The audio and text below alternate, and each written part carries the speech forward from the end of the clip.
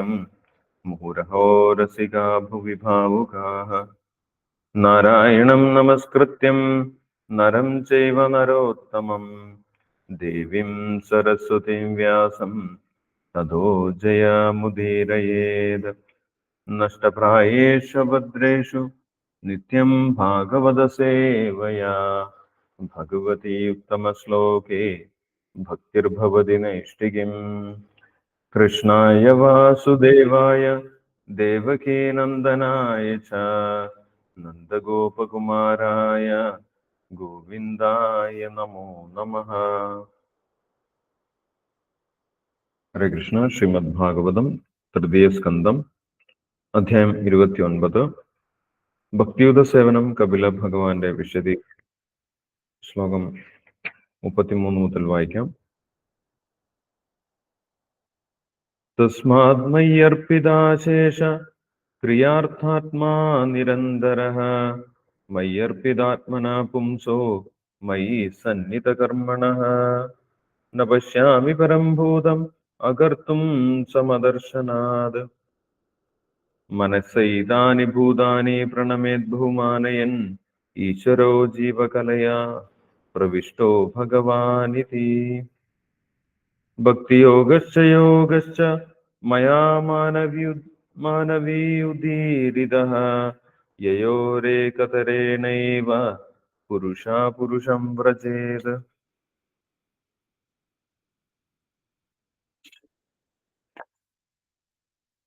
ഏതദ് ഭഗവതോ രൂപം ബ്രഹ്മണാ പരമാത്മനഃ പരം പ്രധാനം പുരുഷം ദൈവം കർമ്മ വിചേഷ്ടിതം. രൂപഭേദാസ്പദം ദിവ്യം കാലായിത്യഭിധീയതേ ഭൂതാനാം മഹദാദീനാം യഥോ ഭിന്നദൃശാം ഭയം.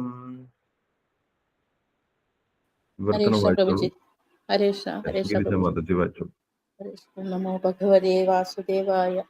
ഓം അത്യാരതിവിരാന്തസ്യ ജ്ഞാനാഞ്ജനശലാകയാ ശശുരുന്മീലിതം യേന തസ്മൈ ശ്രീ ഗുരവേ നമഃ. നമോ വിഷ്ണുപാദായ ശ്രീമതേ ഭക്തിവേദാന്ത സ്വാമിനിധി നാമിനേ. നമസ്തേ സാരസ്വതേ ദേവി ഗൗരവാണി പ്രചാരിണി നിർവിശേഷ ശൂന്യവാദി പാശ്ചാത്യ ദേശധാരിണി. ജയ ശ്രീ കൃഷ്ണ ചൈതന്യ പ്രഭു നിത്യാനന്ദ ശ്രീ അദ്വൈത ഗദാധര ശ്രീവാസാദി ഗൗർ ഭക്തവൃന്ദ. ഹരേ കൃഷ്ണ കൃഷ്ണ കൃഷ്ണ ഹരേ ഹരേ ഹരേ രാമ രാമ രാമ ഹരേ ഹരേ. നിഗമകൽപതരോൽഗലിതം ഫലം സുഖമുഖാതമുദ്രവ സംയുതം പിബത ഭാഗവതം രസമാലയം മുഹുരഹോ രസികാ ഭൂവി ഭാവുകാം. നാരായണം നമസ്കൃത്യ നരം ചൈവ നരോത്തമം ദേവീം സരസ്വതീം വ്യാസം തതോ ജയമുദീരയേ. നഷ്ടപ്രായേഷു ഭദ്രേഷു നിത്യം ഭാഗവത സേവയാ ഭഗവതി ഉത്തമ ശ്ലോകേ ഭക്തിർഭവതി നൈഷ്ഠകീ. കൃഷ്ണായ വാസുദേവായ ദേവകീ നന്ദനായ ച നന്ദഗോപകുമാരായ ഗോവിന്ദായ നമോ നമഃ. ശ്രീമദ് ഭാഗവതം സ്കന്ധം 3 അധ്യായം 29. ഭക്തിയുത സേവനം കപില ഭഗവാന്റെ വിശദീകരണം. ശ്ലോകം 33. തസ്മാന്യർപ്പിതാശേഷ ക്രിയാത്മാത്മാ നിരന്തര മയ്യർപ്പിതാത്മന പുംസോ മയി സന്നിധ കർമ്മണ ന പശ്യാമി പരം ഭൂതമകർത്തും സമദർശനാത്. വിവർത്തനം. ആയതിനാൽ എനിക്ക് പുറമെ യാതൊരു താല്പര്യവുമില്ലാത്തവൻ ആരാണോ അവന്റെ ജീവിതത്തിലെ സകല കർമ്മങ്ങളും എനിക്ക് വേണ്ടി നിരന്തരമായി നിർവഹിക്കുകയും സമർപ്പിക്കുകയും ചെയ്യുന്നത്, അവനോളം മഹാനായ വ്യക്തിയെ കണ്ടെത്താൻ എനിക്ക് കഴിയുകയില്ല. ശ്ലോകം 34. മനസ്യൈധാനി ഭൂതാനി പ്രണമേ ബഹുമാനയൻ ഈശ്വരോ ജീവകലയാ പ്രവിഷ്ടോ ഭഗവാനിതി. പൂർണ്ണഭക്തൻ സകല ജീവസത്തുക്കൾക്കും ആദരങ്ങൾ അർപ്പിക്കുകയും എന്തുകൊണ്ടെന്നാൽ പരമദിവ്യോത്തമ പുരുഷനായ ഒക്കെയും പരമാത്മാവിൽ പ്രവേശിച്ചിട്ടുണ്ടെന്ന ദൃഢമായ ബോധ്യം അവനുണ്ട്. ശ്ലോകം 35. ഭക്തിയോഗച്ച യോഗച്ച മയാമാനധീരത യയോരേകതരേണൈവ പുരുഷം വ്രജേത്. എന്റെ പ്രിയപ്പെട്ട മാതാവേ, മനുവിന്റെ പുത്രി, ഇപ്രകാരം ഭക്തിയുത സേവന ശാസ്ത്രവും നിഗൂഢ യോഗവും പ്രായോഗികമാക്കുന്ന ഒരു ഭക്തന് ഭക്തിയുത സേവനം ഒന്നിനാൽ മാത്രം പരമോന്നതമായ ഭഗവാന്റെ ഭവനം നേടാൻ കഴിയും. ശ്ലോകം 36. ഏതദ് ഭഗവതോ രൂപം ബ്രഹ്മണ പരമാത്മന പരം പ്രധാനം പുരുഷം ദൈവം കർമ്മ വിചേഷ്ടിതം. ബ്രഹ്മമെന്നും പരമാത്മാവെന്നും അറിയപ്പെടുന്ന പരമ ദിവ്യോത്തമ പുരുഷനായ ഭഗവാനാണ് വ്യക്തിഗതാത്മാവ് സമീപിക്കേണ്ട പുരുഷൻ. സർവാതിശായിയായ വ്യക്തിത്വങ്ങളുടെ മുഖ്യനായ അദ്ദേഹത്തിന്റെ സർവകർമ്മങ്ങളും ആത്മീയമാണ്. ശ്ലോകം 37. രൂപഭേദാസ്പദം ദിവ്യം കാല ഇത്യഭിധീയതേ ഭൂതാനം മഹതാദീനം യതോ ഭിന്നദൃശാം ഭയം. വിഭിന്ന ഭൗതികാവിഷ്കാരങ്ങളുടെ കാരണമാകുന്ന കാലഘട്ടവും പരമദിവ്യോത്തമ പുരുഷനായ ഭഗവാന്റെ മറ്റൊരു സവിശേഷതയാകുന്നു. അതേ പരമോന്നത വ്യക്തിത്വമാണ്. കാലമെന്നറിയാത്ത ഏതൊരുവനും കാലഘടകത്തെ ഭയപ്പെടുന്നു. ഹരേ കൃഷ്ണ. ഹരേ കൃഷ്ണ പ്രഭു. ഹരേ കൃഷ്ണ. Thank you Girija Mataji. ഹരേ കൃഷ്ണ. ഇപ്പൊ കഴിഞ്ഞ ശ്ലോകങ്ങളിൽ ഭഗവാൻ ഈ ഭൗതിക ലോകത്തിലുള്ള വ്യത്യസ്ത ജീവജാലങ്ങളുടെ ബോധത്തിന്റെ നിലവാരത്തിനനുസരിച്ച് അവ വ്യത്യസ്തമായിട്ടുള്ള ശ്രേണിയിൽ പെടുന്നു. എല്ലാവരും ഭഗവാന്റെ അംശമാണെങ്കിലും അവരുടെ ശരീരബോധം അനുസരിച്ച് അവർ സ്വീകരിച്ചിരിക്കുന്ന വ്യത്യസ്തമായിട്ടുള്ള ശരീരങ്ങളുടെ ബോധമനുസരിച്ച് അവ വ്യത്യസ്തമായിട്ടുള്ള പടികളിലാണ് നിൽക്കുന്നത്. അതിനൊരു ഉയർച്ച താഴ്ചകളുണ്ട്. ബോധത്തിന്റെ നിലവാരം എല്ലാ ജീവികളിലും ഒരേപോലെയല്ല എന്ന് ഭഗവാൻ പറഞ്ഞിട്ടുണ്ടായിരുന്നു. ആ ബോധത്തിന്റെ നിലവാരം അനുസരിച്ചിട്ടുള്ള ഒരു ജീവജാലങ്ങളുടെ ക്രമം, ആ ക്രമത്തിനെ കുറിച്ച് ഭഗവാൻ നമുക്ക് പറഞ്ഞു തന്നിട്ടുണ്ടായിരുന്നു. ഏറ്റവും ബോധം കുറഞ്ഞ ജീവജാലങ്ങൾ, അതിനുപരിയായിട്ടുള്ള ജീവജാലങ്ങൾ, അതിൻ്റെയൊക്കെ ലക്ഷണങ്ങൾ, ശാരീരികമായിട്ടുള്ള ലക്ഷണങ്ങൾ ഭഗവാൻ നമ്മൾക്ക് പറഞ്ഞു തന്നു. അതിൽ ഭഗവാൻ പറഞ്ഞത് ഏറ്റവും അവസാനം ഒരു ജീവാത്മാവിന് ഭൗതിക ലോകത്തിൽ കിട്ടാവുന്ന ഏറ്റവും ഉത്തമമായിട്ടുള്ള ശരീരം എന്ന് പറഞ്ഞു കഴിഞ്ഞാൽ മനുഷ്യ ശരീരമാണ്. 2 കാലുകളോട് കൂടിയിട്ടുള്ള ജീവി, അത് മനുഷ്യനാണ്. ആ മനുഷ്യരിൽ തന്നെ ഉയർന്ന വിഭാഗമുണ്ട് എന്നാണ് പറയുന്നത്. ബോധത്തിന്റെ നിലവാരം അനുസരിച്ച് ആ മനുഷ്യരിൽ വർണ്ണാശ്രമം മനസ്സിലാക്കി, വർണ്ണാശ്രമം തിരിച്ചറിഞ്ഞ് അതിനനുസരിച്ച് പ്രവർത്തിക്കുന്ന മനുഷ്യരാണ് ഉയർന്ന വിഭാഗത്തിലുള്ളവർ.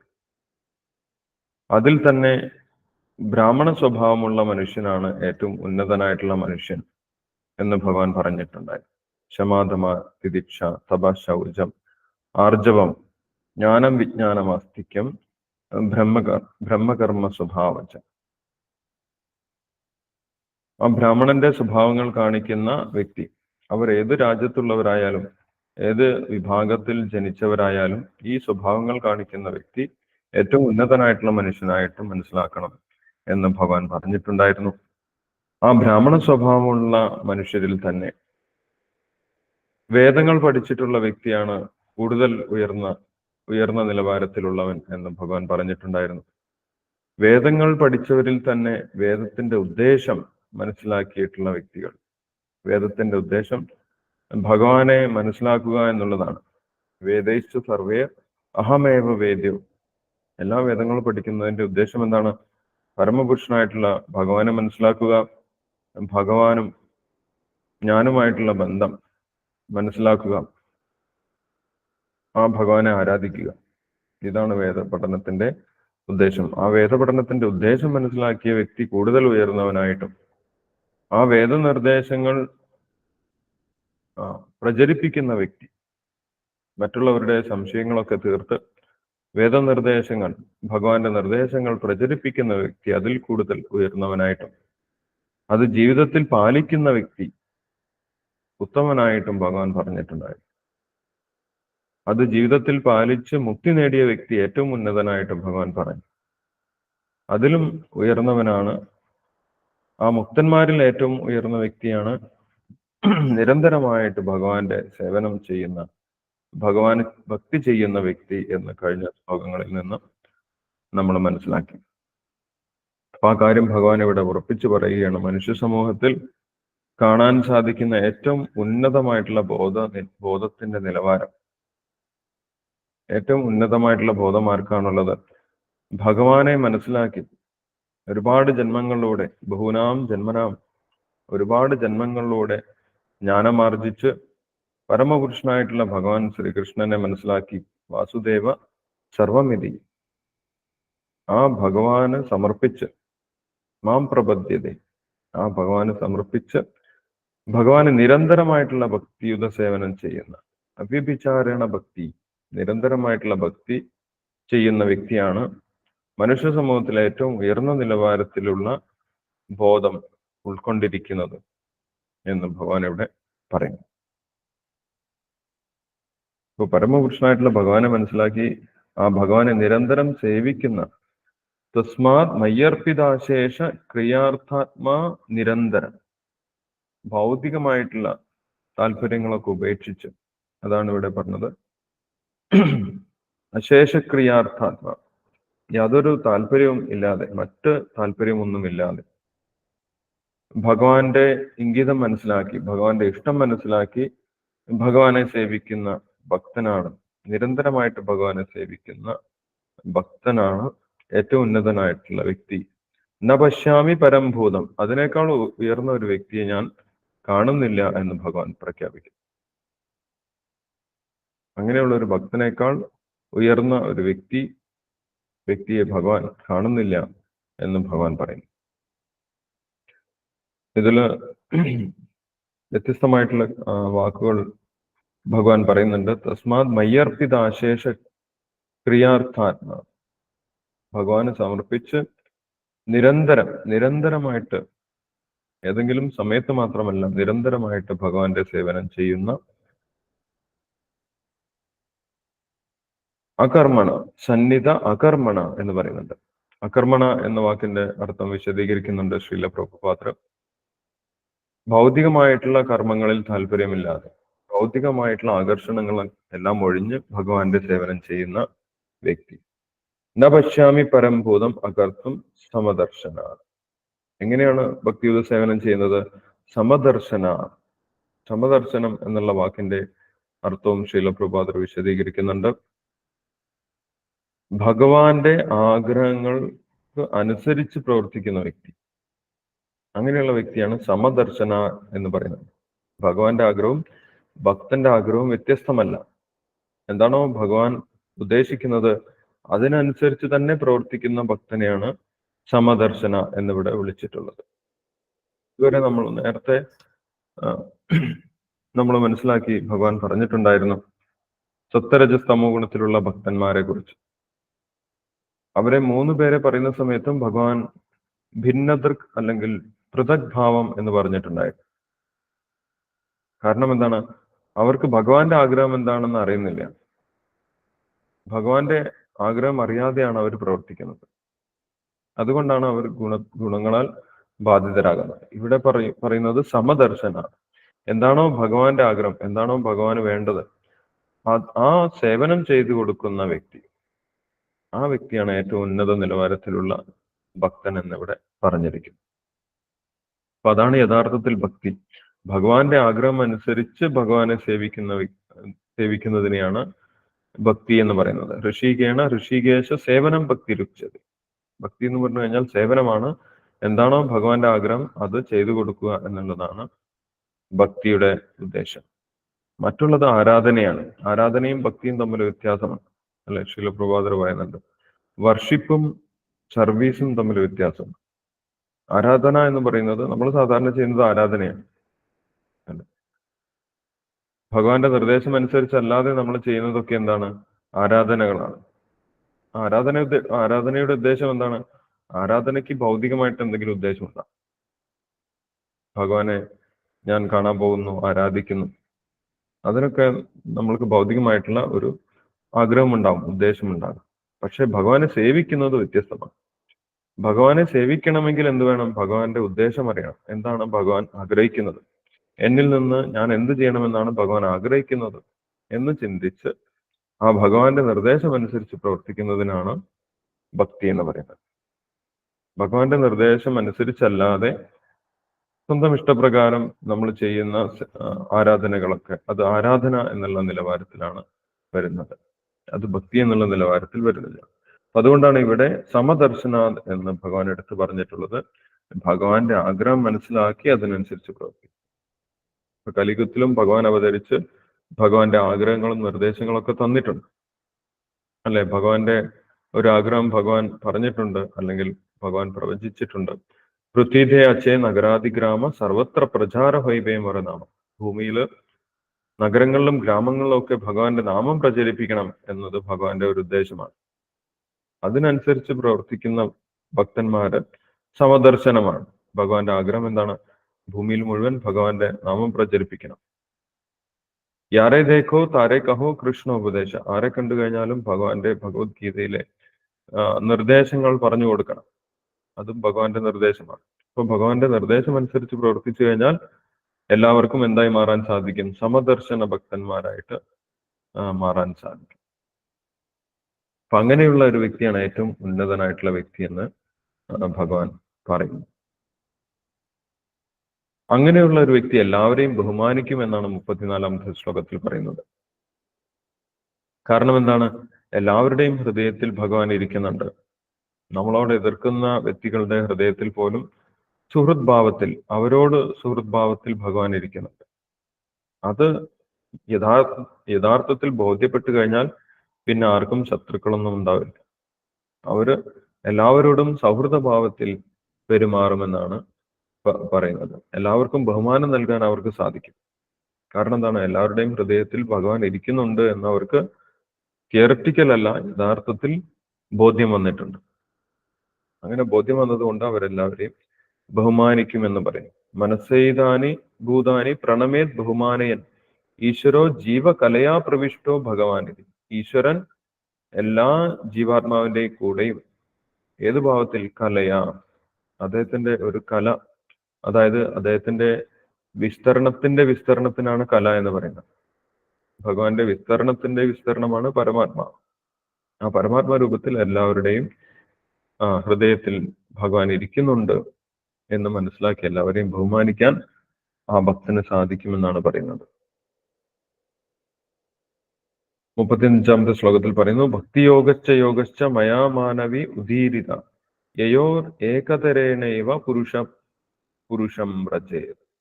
അപ്പൊ ഭഗവാൻ ഇവിടെ ഭക്തിയുക്തമായിട്ടുള്ള സാഖ്യയോഗമാണ് പറഞ്ഞിട്ടുള്ളത്. ഭക്തി മിശ്ര സാഖ്യയോഗം, ഭക്തിയിലേക്ക് എത്തിക്കുന്ന സാഖ്യയോഗത്തിനെ കുറിച്ചാണ് ഇവിടെ ഭഗവാൻ പറഞ്ഞിട്ടുള്ളത്. നിരീശ്വരമായിട്ടുള്ള സാഖ്യയോഗമല്ല ഭഗവാൻ പറഞ്ഞിട്ടുള്ളത്. ഈ ഭക്തിയുക്തമായിട്ടുള്ള സാഖ്യയോഗം, ഭക്തി മിശ്രമായിട്ടുള്ള സാഖ്യയോഗമോ അല്ലെങ്കിൽ നേരിട്ടുള്ള ഭക്തിയോ ചെയ്യുന്നത് കൊണ്ട് ഒരു വ്യക്തിക്ക് പരമപുരുഷനായിട്ടുള്ള ഭഗവാനെ പ്രാപിക്കാൻ സാധിക്കുമെന്നാണ് ഇവിടെ 35-ാമത്തെ ശ്ലോകത്തിൽ ഭഗവാൻ പറയുന്നത്. നമ്മൾ സാഖ്യയോഗത്തിലൂടെ പോയി കഴിഞ്ഞാലും, കപില ഭഗവാൻ നിർദ്ദേശിച്ചിട്ടുള്ള സാഖ്യയോഗത്തിലൂടെ പോയി കഴിഞ്ഞാലും, നേരിട്ട് ഭക്തിയുത സേവനം സ്വീകരിച്ചു കഴിഞ്ഞാലും നമ്മൾക്ക് പരമപുരുഷനായിട്ടുള്ള ഭഗവാനെ സാക്ഷാത്കരിക്കാൻ സാധിക്കുമെന്ന് ഇവിടെ ഭഗവാൻ പറയുന്നു. രണ്ടും ഒന്നിലേക്ക് തന്നെയാണ് എത്തിക്കുന്നത്. ഭഗവത്ഗീതയിലും പറയുന്നുണ്ട്, ഏകം സാഖ്യം ച യോഗം ച. സാഖ്യവും യോഗവും ഒന്ന് തന്നെയാണ്. രണ്ടിന്റെയും രീതിയിൽ കുറച്ച് വ്യത്യാസമുണ്ട്. ഒന്ന്, ഈ ഭൗതിക ഘടകങ്ങളിൽ ഭഗവാനെ അന്വേഷിക്കുകയാണ്. ഈ ഭൗതിക പ്രപഞ്ചത്തിൽ ഭഗവാൻ എങ്ങനെയാണ് ഇരിക്കുന്നത്, ഈ ഭൗതിക ഘടകങ്ങളല്ല ഭഗവാൻ എന്ന് അവസാനം മനസ്സിലാക്കും. ഭൗതിക ഘടകങ്ങളെ കുറിച്ച് പഠിക്കും. അതിനുശേഷം ഈ ഭൗതിക ഘടകങ്ങളുടെ എല്ലാം ഉറവിടമാണ് ഭഗവാൻ എന്ന് മനസ്സിലാക്കി പിന്നീട് ഭഗവാനെ സമർപ്പിച്ച് ധ്യാനയോഗത്തിലൂടെ ഭഗവാനെ ധ്യാനിച്ച് അതിനുശേഷം മനസ്സ് ശുദ്ധമായതിനു ശേഷം ഭഗവാന്റെ ഭക്തിയുദ്ധ സേവനത്തിലേക്ക് വരുന്ന പ്രക്രിയ, അതാണ് സാഖ്യയോഗം. ഭക്തിയോഗം ഭഗവാനിൽ വിശ്വാസമുള്ള വ്യക്തികൾക്ക് നേരിട്ട് സ്വീകരിക്കാൻ സാധിക്കും. നേരിട്ട് ഭഗവാന്റെ സേവനങ്ങൾ, ശ്രവണം, ഭഗവാനെ കുറിച്ച് വിശ്വാസപൂർവം ശ്രവിക്കുക, ശ്രവണം, കീർത്തനം, വിഷ്ണു സ്മരണം, ഇങ്ങനെയുള്ള നവവിധ ഭക്തി നേരിട്ട് ഭഗവാനിൽ വിശ്വാസമുള്ള വ്യക്തിക്ക് നേരിട്ട് സ്വീകരിക്കാൻ സാധിക്കും. വിശ്വാസമില്ലാത്തവർക്ക് കുറച്ച് പഠനമൊക്കെ കഴിഞ്ഞതിന് ശേഷം ജ്ഞാനമാർഗത്തിൽ കുറച്ച് സഞ്ചരിച്ചതിന് ശേഷം പിന്നീട് ഭക്തിയോഗത്തിലേക്ക് വരാൻ സാധിക്കും. ജ്ഞാനയോഗത്തിന്റെയും ധ്യാനയോഗത്തിന്റെയും സഹായത്തോടുകൂടി പിന്നീട് ഭക്തിയോഗത്തിലേക്ക് വരിക, അതാണ് സാഖ്യയോഗം ഉദ്ദേശിക്കുന്നത്. ഭക്തിയോഗം എന്ന് പറയുന്നത് നേരിട്ട് ഭഗവാന്റെ ഭക്തിയോഗം ചെയ്യുക. ഇത് രണ്ട് മാർഗം എടുത്തു കഴിഞ്ഞാലും അവസാനം നമ്മൾക്ക് പരമപുരുഷനായിട്ടുള്ള ഭഗവാനെ മനസ്സിലാക്കാൻ സാധിക്കും, പരമപുരുഷനായിട്ടുള്ള ഭഗവാനെ സാക്ഷാത്കരിക്കാൻ സാധിക്കുമെന്നാണ് പറയുന്നത്. യയോർ ഏകതരേണൈവ പുരുഷ പുരുഷം പരം. രണ്ടിലേത് സ്വീകരിച്ചു കഴിഞ്ഞാലും നമ്മൾ അവസാനം ഭഗവാന്റെ ഭക്തിയുത സേവനത്തിൽ എത്തിച്ചേരും. അങ്ങനെ ഭഗവാനെ നമ്മൾക്ക് സാക്ഷാത്കരിക്കാൻ സാധിക്കുമെന്നാണ് പറയുന്നത്.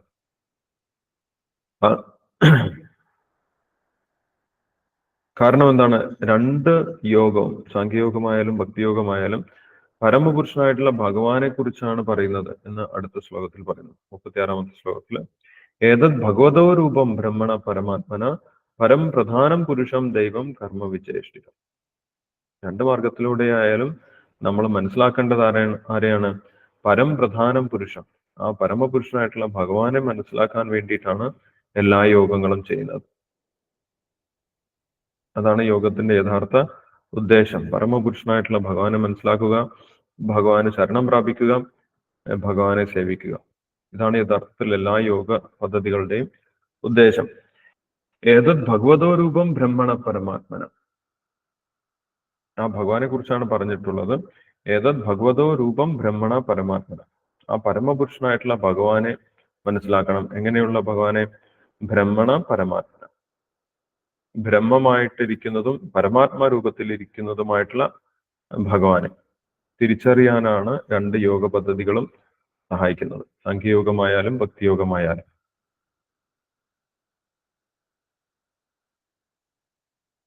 ബ്രഹ്മേതി പരമാത്മേതി ഭഗവാൻ ഇതി ശബ്ദത്തെ എന്ന് ഭാഗവതത്തിൽ പറയുന്നുണ്ട്. അപ്പൊ ഭഗവാൻ തന്നെയാണ് ബ്രഹ്മത്തിന്റെയും പരമാത്മാവിന്റെയും ഉറവിടം എന്ന് മനസ്സിലാക്കി ആ പരമപുരുഷനായിട്ടുള്ള ഭഗവാനെ ശരണം പ്രാപിക്കുക. ഇതാണ് രണ്ട് യോഗത്തിന്റെയും ഉദ്ദേശം എന്ന് പറയുന്നു. ഇനി അടുത്ത ശ്ലോകത്തിൽ ഭഗവാന്റെ കാലഘടകത്തിനെ കുറിച്ചുകൂടി പരാമർശിക്കുന്നുണ്ട്. കാരണം ദേവഹൂതി കാലഘടകത്തിനെ കുറിച്ച് ചോദിച്ചിട്ടുണ്ടായിരുന്നു. ആ കാലഘടകം എന്താണ്, എങ്ങനെയാണ് അത് പ്രവർത്തിക്കുന്നത്, എങ്ങനെയാണ് ജീവജാലങ്ങളെ ബാധിക്കുന്നത് എന്ന് ദേവഹൂതി ചോദിച്ചിട്ടുണ്ടായിരുന്നു. ആ കാലഘടകത്തിനെ കുറിച്ചാണ് അടുത്ത ശ്ലോകത്തിൽ പറയുന്നത്. 37-ാമത്തെ ശ്ലോകത്തിൽ രൂപഭേദാസ്പദം ദിവ്യം കാല ഇത്യഭിധീയതേ ഭൂതാനാം മഹദാദീനാം യഥോ ഭിന്നദൃശാം ഭയം. വിഭിന്ന ഭൗതികാവിഷ്കാരങ്ങളുടെ പരിണാമത്തിന് കാരണമാകുന്ന കാലഘടകവും പരമദിവ്യത്വം പുരുഷനായ ഭഗവാന്റെ മറ്റൊരു സവിശേഷതയാകുന്നു. അതേ പരമോന്നത വ്യക്തിത്വമാണ് കാലമെന്നറിയാത്ത ഏതൊരുവനും കാലഘടകത്തെ ഭയപ്പെടുന്നു. അപ്പൊ കാലം, സമയം പ്രവർത്തിച്ചുകൊണ്ടിരിക്കുന്നത് ഭഗവാന്റെ നിർദ്ദേശപ്രകാരമാണ്, അല്ലെങ്കിൽ ഭഗവാന്റെ തന്നെ ഒരു പ്രതിനിധിയാണ് കാലം എന്ന് മനസ്സിലാക്കി കഴിഞ്ഞാൽ നമ്മൾക്ക് വലിയ ആശ്വാസം ഉണ്ടാകും, അല്ലെ? അല്ലെങ്കിൽ കാലം നമ്മളെ ഭയപ്പെടുത്തും എന്നാണ് പറയുന്നത്. പരമപുരുഷനായിട്ടുള്ള ഭഗവാൻ തന്നെയാണ് കാലം എന്ന് മനസ്സിലാക്കി കഴിഞ്ഞാൽ പിന്നീട് നമ്മൾക്ക് മോക്ഷം മാർഗത്തിലേക്ക് എത്താൻ സാധിക്കും. അല്ലെങ്കിൽ നമ്മൾ അത് മനസ്സിലാക്കുന്നത് വരെ, കാലഘടകവും ഭഗവാനും ഒന്നു തന്നെയാണ് എന്ന് മനസ്സിലാക്കുന്നത് വരെ നമ്മൾക്ക് ജന്മമരണ ചക്രങ്ങളിലൂടെ കടന്നു പോകേണ്ടി വരും. അതിനാണ് ഭയം എന്ന് പറയുന്നത്. ഭയം എന്ന് പറഞ്ഞു കഴിഞ്ഞാൽ എന്താണ്? ജനന മരണ ചക്രത്തിനെയാണ് ഭയം എന്ന് പറയുന്നത്. ഇവിടെ പ്രവർത്തിക്കുന്ന കാലഘടകവും ഭഗവാൻ തന്നെയാണ് എന്ന് മനസ്സിലാക്കി ഭഗവാന്റെ സേവനത്തിലേക്ക് വന്നു കഴിഞ്ഞാൽ പിന്നെ ആ കാലഘടകത്തിനെ ഭയപ്പെടേണ്ട ആവശ്യമില്ല. ആ കാലം നമ്മളെ പിന്നീട് ബാധിക്കുന്നില്ല എന്ന് പറയുന്നത്. കാരണം ആ വ്യക്തികൾക്ക് ആ ജന്മത്തിൽ തന്നെ മൃത്യുവിൽ നിന്ന് പുറത്തു കടക്കാൻ സാധിക്കും, മോക്ഷം പ്രാപ്തി ലഭിക്കും. ആ കാലഘടകത്തിനെ കുറിച്ചുള്ള വിശദാംശങ്ങൾ അടുത്ത ശ്ലോകങ്ങളിൽ ഭഗവാൻ പറയുന്നുണ്ട്. ആ കാലഘടകം എങ്ങനെയാണ് പ്രവർത്തിക്കുന്നത്, അതെങ്ങനെയാണ് ഈ പ്രകൃതിയിൽ വ്യത്യസ്തമായിട്ടുള്ള മാറ്റങ്ങൾ ഉണ്ടാക്കിക്കൊണ്ടിരിക്കുന്നത്, അതെല്ലാം ഇനിയുള്ള ശ്ലോകങ്ങളിൽ പറയുന്നുണ്ട്. അത് നമ്മൾക്ക് അടുത്ത ദിവസം വായിക്കാം. നമുക്ക് നാമം ജപിക്കാം. എന്തെങ്കിലും സംശയങ്ങൾ ഉണ്ടെങ്കിൽ അതിനുശേഷം ഡിസ്കസ് ചെയ്യാം. ഹരേ കൃഷ്ണ. ഹരേ കൃഷ്ണ പ്രഭു. സഞ്ജീവനി മാതാജി ജപിച്ചു. ജയ ശ്രീകൃഷ്ണ ചൈതന്യ പ്രഭു നിത്യാനന്ദ ശ്രീ അദ്വൈത ഗദാധര ശ്രീവാസാദി